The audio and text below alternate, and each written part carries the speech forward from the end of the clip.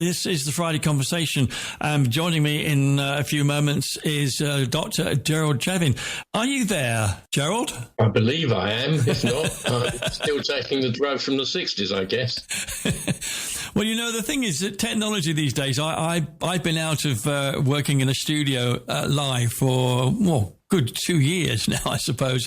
And a lot of things changed in that 2 years. It's amazing. Now, what we're going to be talking about today is about you. And I've titled this series, Who You Didn't Record. Well, I do know a little bit about me, so maybe that won't be such a bad thing. Okay, well, look, first of all, just introduce yourselves to the listeners and give us a bit of background and also how you got into this business, because I know that you were on a certain radio station for 24 hours. Yeah. Okay. Well, Radio Caroline.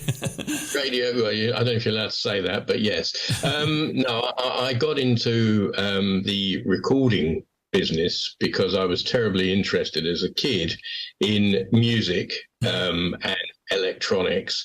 And in order to get a job back in the day where there were no word processors, I decided to get the yellow pages with a list of various recording studios in London. Yeah. And what I decided to do was because it took ages to type a letter, I picked the first one and I sent my first letter, Tipex free, actually. I managed to get it done. Well done. And I sent it off and I got a reply, believe it or not, within 7 days. And the name of the studio was called Advision. Right. And that was in New Bond Street. And they asked me down for an interview. And much to my surprise, delight, amazement, etc., they said to me, "When can you start?" I said, "Well, when do you want me to start?" So there was only one kind of caveat as far as I was concerned. I was still studying at college. And I did say to them, "Look, I do need 1.5 days a week off to continue my studies." Right.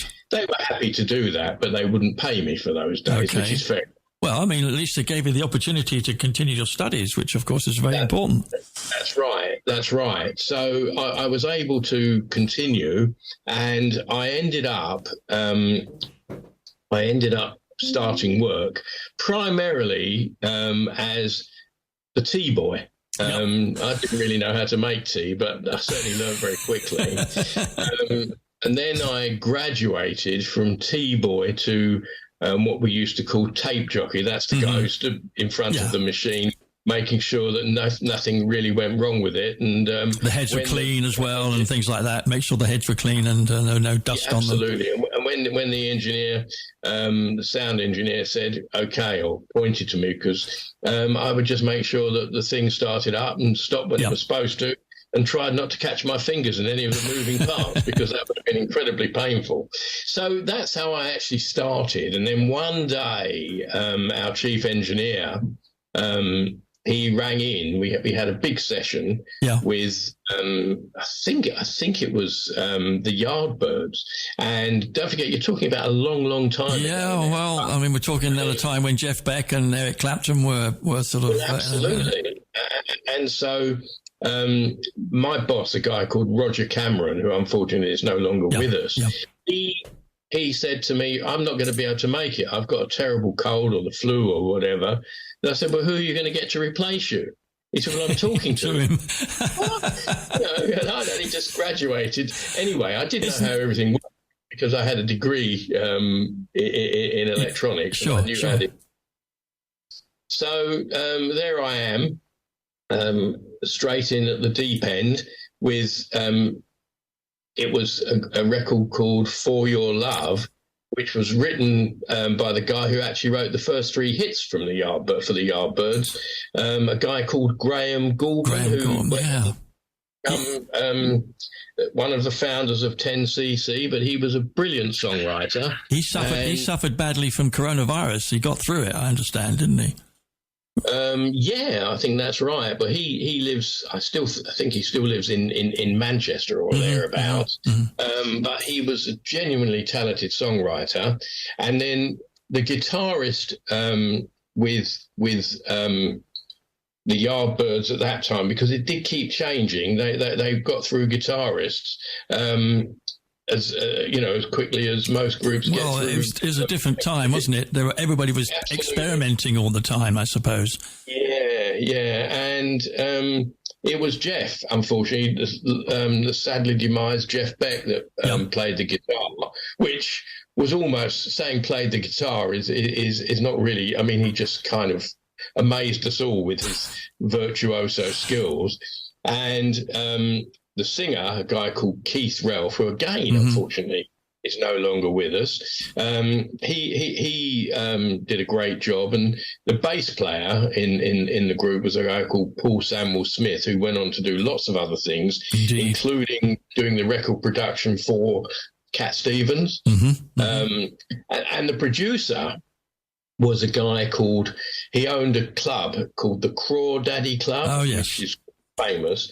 He was the original, and I say the original manager, which guy's George Ogomelski, by the way.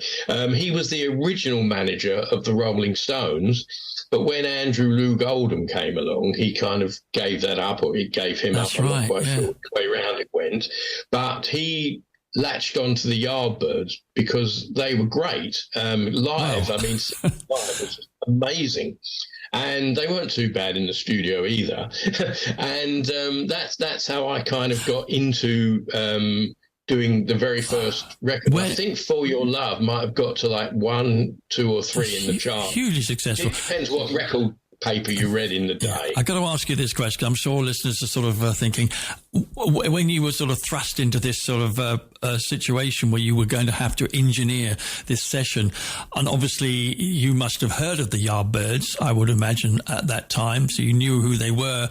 Did you have any sort of feeling and say, oh my gosh, I'm really sort of thrown in at the deep end here? And did you feel nervous? I suppose you a little bit sort of cautious about how you dealt with it, but were you just feel grateful to be able to get into the mix and be able to do the job? I always felt whenever I did any session that if I didn't feel nervous there's something wrong. I wasn't going to do a good job, because I think that if you just sail into something in a blasé way and you're not really nervous, you're not really giving it your best. Nerves are something that you need to get the old adrenaline going. Yeah, the thing that you mustn't do, right, this is general advice, is try not to smoke anything that you shouldn't, or take any pills that you shouldn't, because they actually affect your ears quite bad, amongst other things. Okay, we've got that one out of the way. So, that was the sort of mainstay. And one of the interesting things is that because I understood way that sound works and electronics. Indeed. All of my peers that are still around, they're all pretty deaf, right? Most of them, you have to say things to them 2 or 3 times. Yeah, I have that problem a bit, I'll be honest with you. Right, well, it's because the speakers were so loud, and I always believed that you needed to keep the speakers at a reasonable level, because nobody in the real world that bought the stuff was going to be listening to it that loudly. I blame AirPods, though, today. Well, yeah, but it's a different era. Indeed. But we a little while after that, we had in a band that is probably renowned for being the loudest, certainly back in those days. And our studio, as I said before, was in New Bond Street. And we were obviously in the basement. Yep. And above us was a very, very posh menswear shop. Really? Very posh. And this group was so loud that the manager of the menswear shop came down and said to me, "We can hear the music coming into the shop." And I thought, oh, my God. So I said to him, it must have been loud. Would you like free tickets to see The Who? He said, yeah. I said, okay, don't say anything else. So I it was The Who, obviously. Was this Magic Bus? Was it Magic Bus you worked on? Wasn't it? I can't remember, but we did quite a lot, and dogs, stuff like that. And I went into the studio, which was the biggest mistake I could have made. And I said, any chance of you guys turning it down a bit? And of course, the second off. But when we were doing an overdub, because obviously we record the backing tracks, and then we had a vocal booth, like most studios. I think it was Roger and Pete, Roger Daltrey and Pete Townsend were in the vocal booth, and I was playing the backing track and sitting in front of the console, and I couldn't hear them. And I thought, what's going on? So I went into the booth and I said, look, I'm having a bit of a problem with the sound here.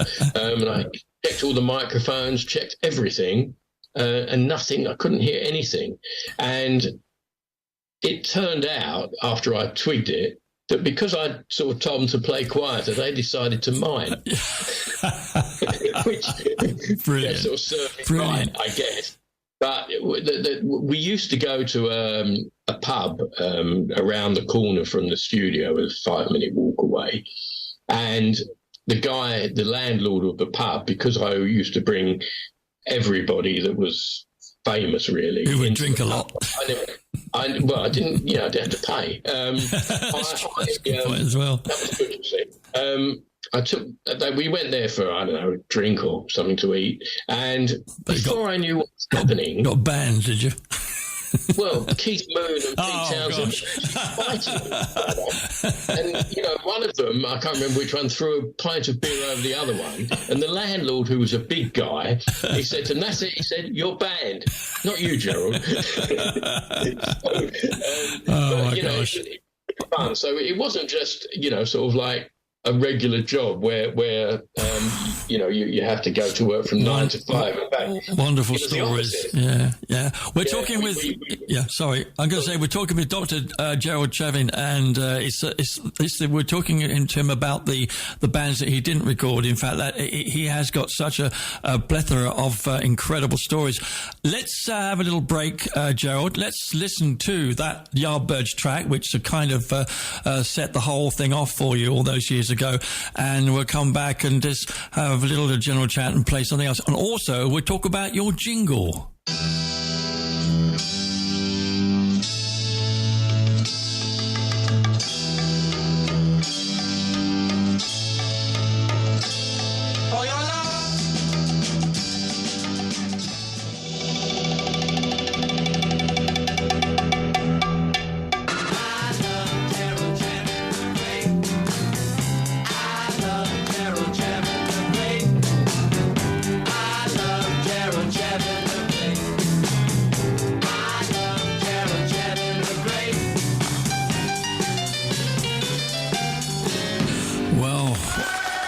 Can you say Gerald Chavin, he even has his own jingle, and there you heard it.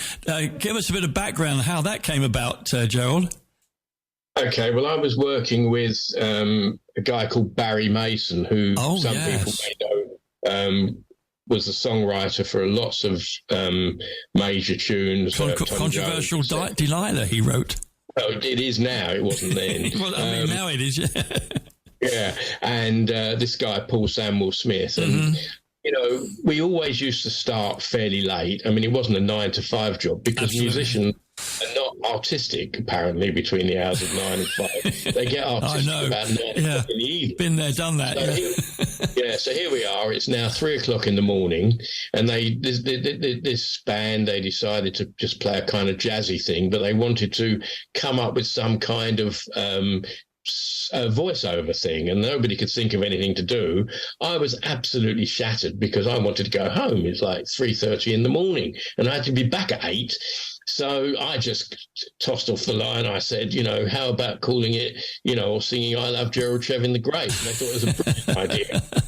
And we did it, and then I actually managed to get home, get some sleep, and before I knew it, I was back in the studio the next morning. So that's the way that turned out. I suppose in a nutshell, I mean, you worked in Advision. You worked at Advision. I think they also did a lot of TV commercials and at the time, didn't they? Yeah, very much. Maybe so. the name Advision was. We did TV themes from the Avengers, if you remember the original Avengers theme. Yeah, brilliant. And a guy called Laurie Johnson was the composer, and he said to me and my boss, he said, "Would you two like to come to Elstree and watch the film The Avengers?" Wow. Why wouldn't we? So, and this was when Diana Rigg was in it. Well, we get there at, 9 or 10 in the morning, and basically everyone just sits around all day. That's movie making. And it's like really boring. And we looked at each other, we wouldn't like to do this. And after about 5 hours, Diana Rigg walked on the stage and it made everything work. We'd have spent another 20 hours waiting because she was way more attractive than she was on the screen in real life. She was just an incredible person. So, we did a lot of jingles. We did a lot of ads, because in those days with commercial radio, the person that was the announcer had to have a voice that you knew who it was without having to say it's this. So it was like Kenneth Williams, Sid James, people like that, even Orson Welles. And we when Sid James came in, we did an advert for petrol or something, or paraffin. Not Sid James, sorry, Kenneth Williams. Honestly, we couldn't. Nobody could keep a straight face. We could hardly work any of the controls because without saying anything funny, he was just funny. And it was really, really hard to concentrate on doing what we were supposed to do. But it was great to meet all these people. We really, it was a fantastic life. And at the beginning of it all, I used to sort of, come home and tell people, "Oh, today I've just met XYZ." And what? Yeah. After a while, XYZ was like part of my daily routine. And it didn't quite mean as much, but I do realise now, in retrospect, how lucky I was to be able to be involved, with primarily the music of the day, which I still believe the 60s music is king, and working with famous people, and it was really enjoyable. Well, I met sort of I just like Hattie Jakes. I worked with a lot of big names in recording for TV and radio commercials. I was a bit later on, sort of in the late 70s, when I was working in London, down Wardour Street, down Fleet Street, and after a while, you just sort of get to used to sort of somebody coming in who's a name, and you just get on with the job. I had to spend a 3-hour session with Tom Baker recording something for BASF, and we learned how to pronounce Ballista Adeline Soda Fabrican. I've never forgotten. I don't think he has either. But you forget about the personality or the celebrity, and you just do the job. But you still have great fun in doing it, don't you? Oh, yeah. And you were taken aback initially. I mean, we did these, I think, the Sherry adverts with Orson Welles, and he was I bet he was fun. On real life, on the microphone, in every way, and one of the most incredibly talented people overall that I've ever come across. And his voice was unmistakable, absolutely unmistakable. And this is what you needed when you were doing these things. You didn't want someone to say, "Hello, I'm so-and-so." Once you've done that, you've already failed. Yes. No, it was the celebrity in the voice and the sound. I mean, and of course, we don't realize just how significant that was back in the day. In fact, now, as we well know, film actors would never go near doing commercials, but now they're doing them all the time, aren't they? George Clooney appears doing coffee commercials, but it's now considered a done thing because a name on the screen for a TV commercial sells the product. And it helps them buy their next swimming pool or something. So yeah, or the new villa. Yeah. Getting back to your time then with the artists back in the day. I just want to ask you something. When you started to do recordings, and you walked into the first time you walked into Advision Studio, and you obviously with an engineering degree, you understood the technical side of the equipment. Was there anything that you sort of really felt, I really do need to spend time learning about this? Because I'm just being a little bit Hannah Rakishi and saying, because I know, how it generally works, but there's always something that you feel as you've got to spend a bit more time on understanding. Well, in those days, editing tapes was a physical process. Absolutely. A razor blade and special Scotch tape. Yeah, fingers full of calluses after a few days. Yeah, and if you messed it up, you could destroy the recording. So basically, that was something that we had to practice. It's probably like a surgeon doing stitches on somebody. I mean, if you mess it up in real life with a surgeon, somebody dies. But it's kind of important not to mess the music up. So sure. Not quite as serious, but it, to the artist, it's very serious. So we had to learn how to do that. That was probably because in real life, I'd never done that before. Right. So it was fortunate that I could read music, so that when we did large orchestras, I could follow the score. And quite a lot of the artists, the pop artists, couldn't read a note of music. But they did everything, basically by listening, using their ears. Going on. That really did sort of actually answer a big question, because yes, it was a very, very important factor of working in a recording studio or working sort of post-production doing commercials as well. I remember my fingers were just sort of so dry and full of calluses for days and days and days after I'd been in a particularly sort of heavy session where I had to do a heck of a lot of editing. You actually had to edit a track, didn't you? Word by word, I think you told me. Well, we had a lot of people in those days that they thought that what they could do was, if the record was successful in the UK, perhaps they could do it in Italy or France or whatever, but they had to re-record the song. Okay. And lots of these artists couldn't obviously pronounce anything. So we would literally record one word at a time, and providing they get it right, and then we had to join everything together. And it was very laborious, not for them, but for me. And of course, there was a translator there to make sure that they'd said the words correctly, because, I wouldn't know. Once, in fact, I had to do we did a lot of radio shows, funnily enough. I did one once, and I thought it was a joke. Bloke comes in, he says, right, we're doing this radio show. Unfortunately, it's going to be in Swahili. So I said, what? And I'm supposed to edit this thing in Swahili? I mean, anyway, somehow or other, I really can't remember how. Apparently, not that I would ever know, apparently it came out okay, but I've only got the guy's word for it, because to me it was just gobbledygook. But so yeah, you do get to do some pretty strange things, or I did get to do some pretty strange things. But most of the music stuff was just a journey, a lovely journey, which I was able to explore and sort of take in and appreciate everything that was going on. And unlike a lot of my peers who obviously were not in the music business in any way, shape or form, I could record something back in the day. One of the tracks, the biggest things I ever did was Procol Harum, Whiter Shade of Pale. Indeed, yeah. And here it is 50 odd years later, people can listen to it and appreciate it. But, my peers who were accountants, nobody would ever say to them 50 years later, a great audit you did there. 50 years ago, that was amazing.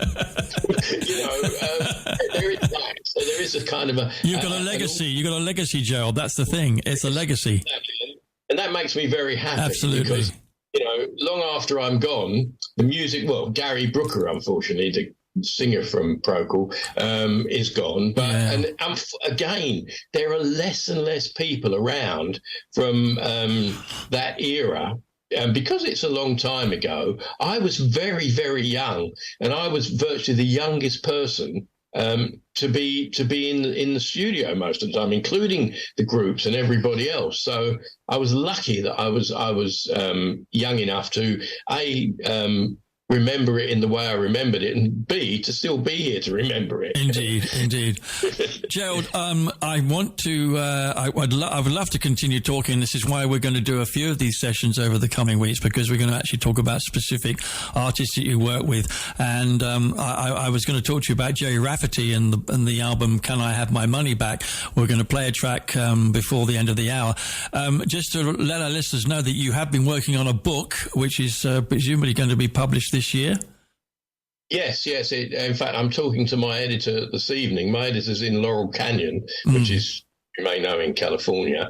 And I finished writing it. I'm just waiting to get the best publishing deal I can. Absolutely. The title of the book, because of the song I just mentioned, it's called A Whiter Shade of Sound, which is a very clever play on words. So we know the title of the book, and we'll be talking about your career in the coming weeks. So thanks so much for joining us today. And so we're going to play a piece of music at the end of this hour, and we'll talk next week about Jerry Rafferty. David Bowie, you did the Man Who Sold the World album. We're going to talk about that, and we'll have some music from The Who as well, and we'll talk a little bit more in detail about that.